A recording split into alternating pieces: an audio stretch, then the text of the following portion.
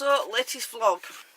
This is just an update on the last one where I said we were kicked off an semi-illegal camp.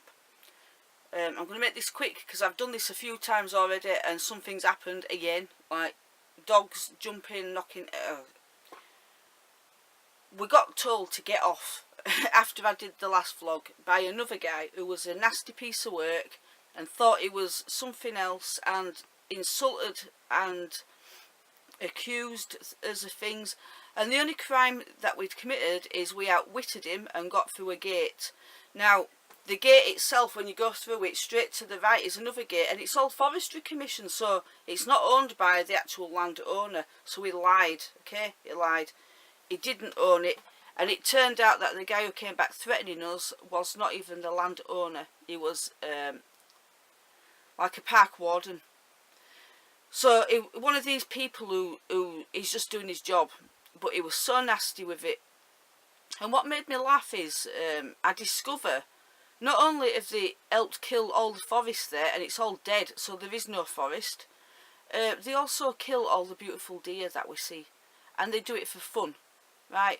So this person who is happy to kill trees and nature and take away the bees and the insects and the birds and all their natural habitat, and who's happy to kill defenceless animals for fun, total hypocrite, pal.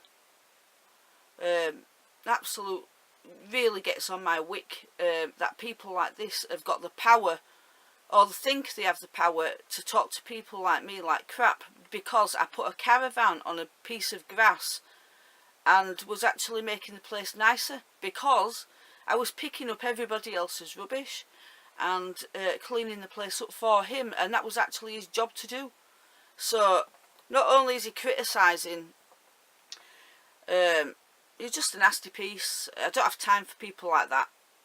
But anyway, long story short, next morning we were in the car park and my friend decided to go over the riverbank to get his stuff from his tent, because the riverbank is common land and it isn't owned by anyone. So he thought, I'll do a shortcut. Huh?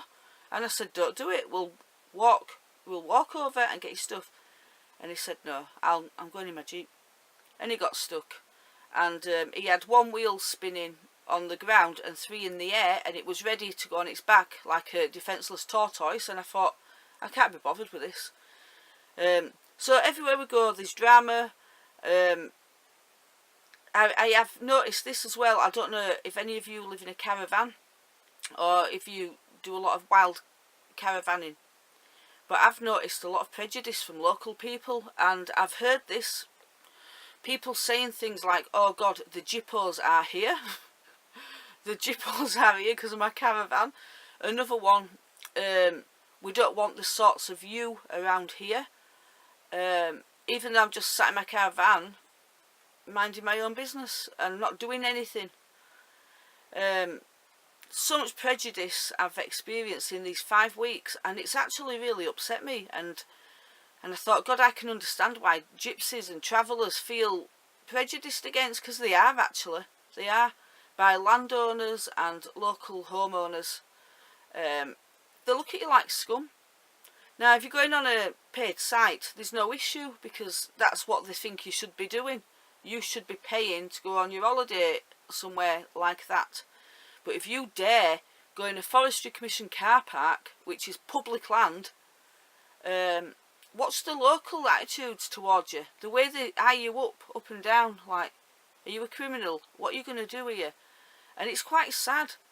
For all intents and purposes, I'm a traveller on holiday. I'm going from town to town and just trying to relax. But I've actually found that caravanning is probably the least relaxing thing you can do, because you're moving every day or every 2 days, which means packing and unpacking, and we've got a tent as well and lots of equipment.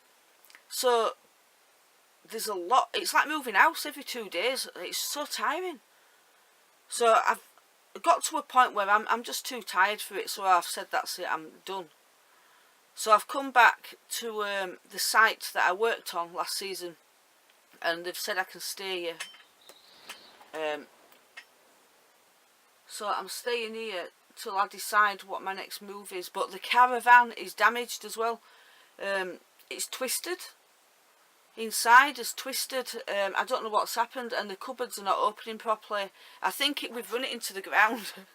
Because it's an old battered caravan. It only cost me £500. And it's been in riverbeds, it's been up dirt tracks, it's been all over the place, and I don't think it can cope with it, so I think we've killed the caravan. But I've had my money's worth out of it, so I'm not going to moan, and what will be will be. Me and Paul have parted ways. He's no longer hanging out with me anymore because it's too much.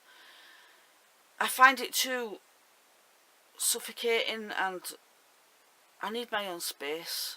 We're not a couple, and he's been sharing my caravan, and it's too small and too intimate. I mean, you've got to get undressed in front of each other, and he has no issue, but it doesn't feel appropriate to me. So we've parted ways. He's gone somewhere else and I'm here, and that's it. We're still going to be friends. I hope. I think we can.